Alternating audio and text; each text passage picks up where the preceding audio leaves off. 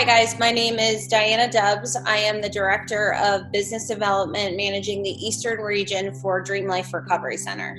The final moment when I realized that I needed to get clean, I wish I could tell you that I had to come to Jesus on my own. I mean, I knew for a really long time that I did things and I drank and I used differently than other people, and more specifically differently than my friends did. And I knew that there was something wrong with me, that I couldn't get high any longer, and that there wasn't any amount of alcohol in this world that would make me feel better. But I came from a really good family that loved me, and they noticed that things were not okay with me. You know, they noticed that things were going missing, and they noticed that my skin didn't look good, and they noticed that no matter how much I ate, that I was always skinny, and that, you know, I was just constantly, you know, feeling sick. And you know, they confronted me and they asked me, you know, what was wrong with me, but they didn't necessarily understand about addiction. And the night that they confronted me had come after a series of days that I just couldn't do it anymore. Like, I couldn't wake up in the morning and try to figure out how to get high. I didn't want to drink. There was not enough alcohol in the world that could get me drunk. I was done. And even though I tried to negotiate my way out of it, I just, you know, that night I told them that I was a drug addict. It was like 1,000 pounds had been lifted off of my shoulders. I couldn't do it anymore. I had to just tell them the truth. Getting sober for me looked like kicking in my mom's kitchen for 3 days until I found a treatment center that would accept me with no insurance. I went to a detox up in North Jersey, where they took me for 5 days on Suboxone detox.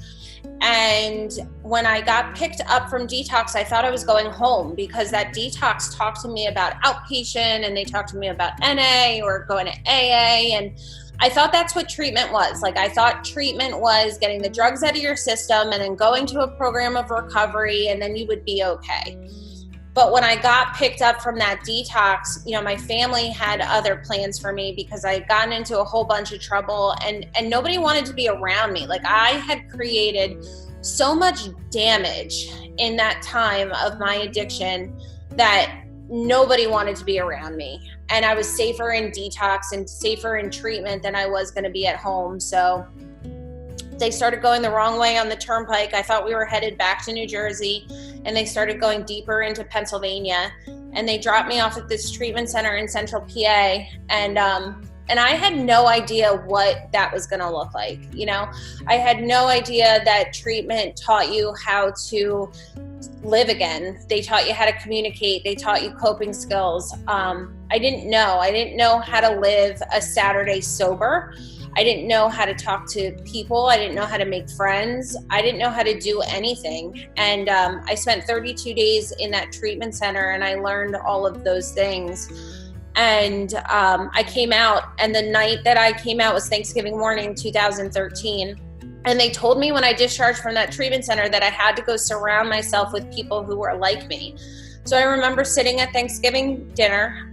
This time was different than any other Thanksgiving that I had ever been to, because, you know, the big Italian family that I lived with, who traditionally had wine glasses on the table and were drinking at dinner, there was only water glasses on the table because Diana was coming home from rehab. And I felt weird again. Like, I felt like I did before I went to treatment, and when I was a kid, when I just didn't feel a part of, and I felt weird, and I, you know, felt like I was trying to fill this hole in my soul because I had just come back from rehab and nobody could talk to me. No, but I remembered what they told me in that treatment center, and they told me to go find people like me. So I went to my first AA meeting, you know, and I made that place my home group. And I was there, you know, every Thursday night for the first year of my sobriety until I found a new home group to go to. And I've been in an AA room, you know, for the last almost 8 years. What life is like for me now is super crazy and super beautiful all at once. I'm married. My husband is also in recovery. We have 2 beautiful children, 2 little boys. One is 6 and one is 4.5. They have never seen me drink or drug, which is a beautiful thing.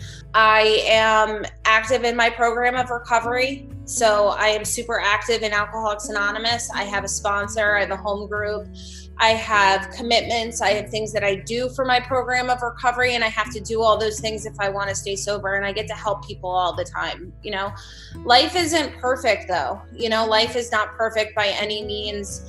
But what it is super blessed, because I don't have to drink, I don't have to use, and I feel okay today.